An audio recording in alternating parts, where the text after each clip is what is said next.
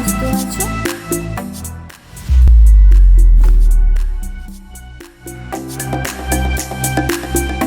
ভিডিওটার টাইটেল ও থাম্বনেল দেখে নিশ্চয়ই তোমরা বুঝতে পেরে গেছো আজকের ভিডিওটা কি নিয়ে।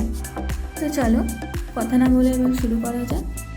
প্রথমেই ভালো করে স্কিনটা ক্লিয়ার করে নিতে হবে, নয়তো স্কিনে ধুলো ময়লা থাকলে মেকআপটা ঠিকভাবে হয় না। তো প্রথমেই সবাই মুখটা ক্লিন করে নিও।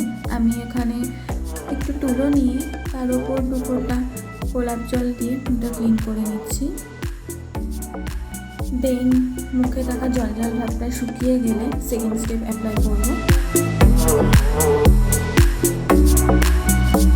যারা আমার অ্যালোভেরা জেলের ভিডিওটি দেখেছো তারা জানো আমি ওখানে বলেছিলাম যে আমি ক্লিন করার পর সবসময় প্রাইমার হিসাবে অ্যালোভেরা জেল মাখি।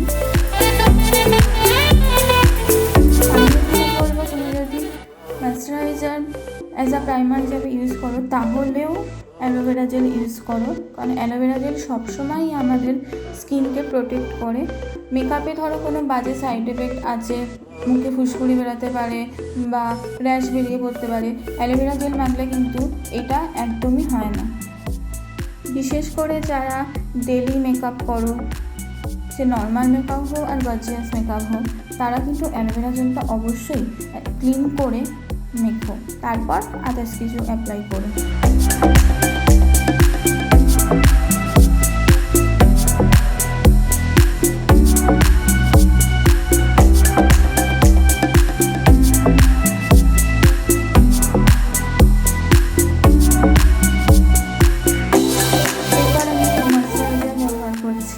আমি এখানে 𝗵𝚱𝗕𝗏 ময়েশ্চারাইজার ব্যবহার করছি, যেটা একদম চিটচিটে ভাব আনে না।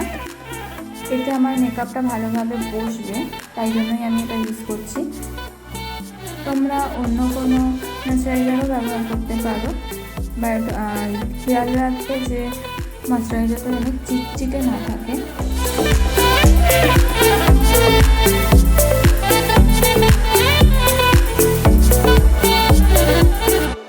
প্রথমে আমরা মুখটা ভালো করে ক্লিন করে নিলাম, তারপর অ্যালোভেরা জেল ইউজ করলাম, তারপর ময়েশ্চারাইজার ইউজ করলাম, এবং তারপর তোমরা এটা ইউজ করতেও পারো নাও পারো, অপশনাল। আমি এখানে ল্যাকমি BB ক্রিম ইউজ করছি, তারপর হাতের সাহায্যেই ভালো করে ব্লেন্ড করে নিচ্ছি। আমি খুব কম পরিমাণেই BB ক্রিম ইউজ করছি, তোমরা দেখতেই পাচ্ছ। তোমরা চাইলে BB ক্রিম নাই ইউজ করতে পারো, তোমরা ময়েশ্চারাইজারের পর 5th স্টেপটা অ্যাপ্লাই করো, কোনো প্রবলেম নেই।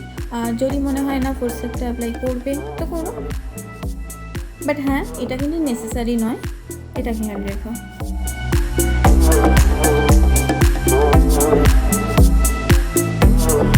প্রতিদিন তো আমরা গর্জিয়াস আই মেকআপ করি না, যেদিন করি সেদিন আমরা কনসিলার, ফাউন্ডেশন বা BB ক্রিম টাইপের কিছু চোখের উপর দিয়ে দিই। আমি আজকে তাও দিচ্ছি, তোমরা এটা দিও না, আবার চাইলে দিতেও পারো। আমার চোখের নিচের অংশটা কালো হয়ে গেছে না ভিঙে, আমি তাই জন্যই এটা ইউজ করলাম, তোমার না চাইলে নাই করতে পারো। এরপর স্টেপ নাম্বার 5-এ আমি একটি লুজ পাউডার ইউজ করছি, এটা ল্যাকমি রোজ পাউডার। তোমরা যারা ডেলি BB ক্রিম বা ফাউন্ডেশন ইউজ করতে চাও না, তারা ময়েশ্চারাইজার মাখার পর ভালো করে মুখটা শুকিয়ে ডিরেক্টলি তোমরা পাউডার ইউজ করে নিতে পারো, কোনো অসুবিধা নেই এক্ষেত্রে।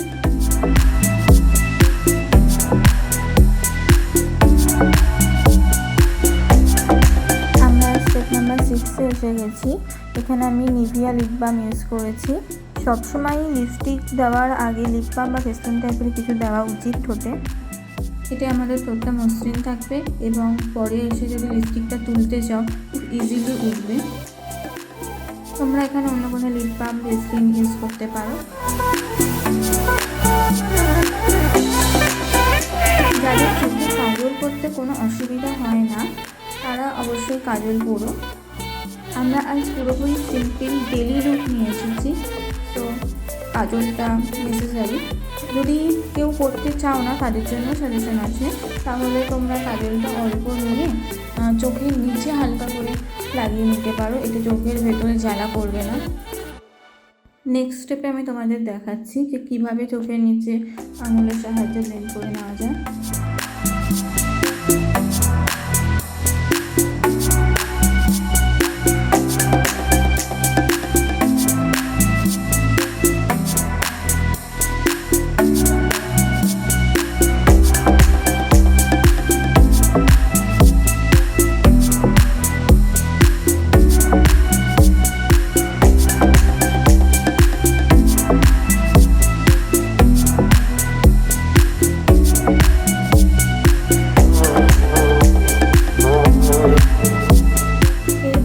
জেল লাইনার বা স্টিক লাইনার যাই পারো কিংবা কাজল দিয়েও করতে পারো, ঠিক চোখের আইল্যাশের ওপরে হালকা করে দিয়ে ওটা হাত দিয়ে বা ব্রাশের সাহায্যে ভালো করে ব্লেন্ড করে নেবে। আর যাদের কাজল করতে অসুবিধা হয় তারা সেমভাবে আঙুলের সাহায্যে নিয়ে চোখের নিচে লাগিয়ে সেটা হাত দিয়ে বা ব্রাশের সাহায্যে ব্লেন্ড করে নেবে। আমি এখানে একটা স্টিক লাইনার ইউজ করেছি, তোমরা কাজলের সাহায্যেও করতে পারো, কোনো অসুবিধা হয় না কিন্তু।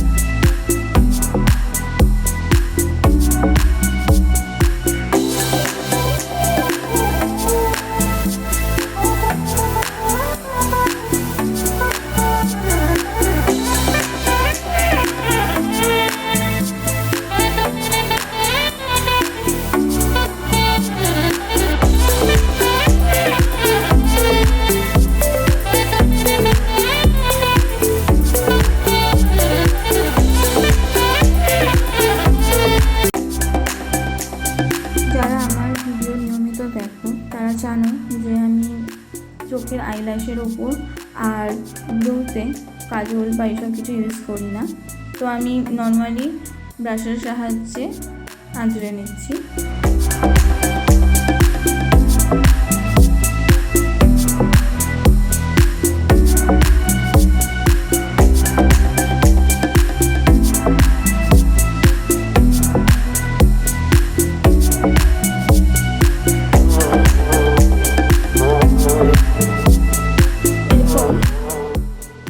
লিপস্টিক ইউজ করছি আমি, তোমরা তোমাদের পছন্দ মতো বা ড্রেস ম্যাচ অনুযায়ী লিপস্টিক ইউজ করো। আমি এখানে হালকা একটা কালার ইউজ করছি। আশা করি তোমাদের আমার আজকের ভিডিওটা ভালো লেগেছে। যদি ভালো লেগে থাকে তাহলে অবশ্যই লাইক করো, শেয়ার করো আর কমেন্টে জানিও তোমাদের কেমন লাগলো। আর পরবর্তী ভিডিওতে যদি তোমাদের কোনো সাজেশন থাকে আমি কী নিয়ে ভিডিও বানাবো সেটা থাকলেও অবশ্যই বলো। আর চ্যানেলটা এখনও সাবস্ক্রাইব না করে থাকলে অবশ্যই যাও আর সাবস্ক্রাইব করো আর পাশে থাকা বেল আইকনটি ক্লিক করো, যাতে আমার পরবর্তী ভিডিওগুলি তোমাদের কাছে আগে পৌঁছে যায়। মেকআপ কমপ্লিট পুরোপুরি। এবার সিম্পলের ওপরও কীভাবে চুলটা ভালো করে বাঁধা যায় সেটাই দেখাবো। তোমরা চাইলে দেখতে পারো, আবার স্কিপও করে যেতে পারো। প্রথমেই আমার চুলে থাকা জটগুলো আমি ছাড়িয়ে নিচ্ছি।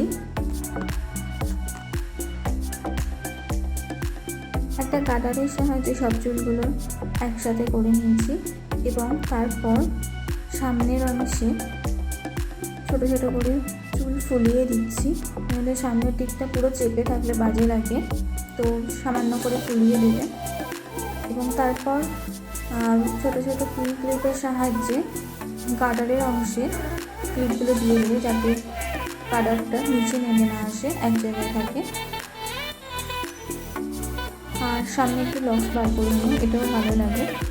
আমি এখানে লক্স বার করছি, তোমরা চাইলে করতেও পারো, নাও করতে পারো। এখনও চ্যানেলটা সাবস্ক্রাইব না করে থাকলে এক্ষুনি যাও সাবস্ক্রাইব করো আর পাশে বেল আইকনটি আশা করি আজকের ভিডিওটি তোমাদের ভালো লেগেছে। আজকের জন্য টাটা।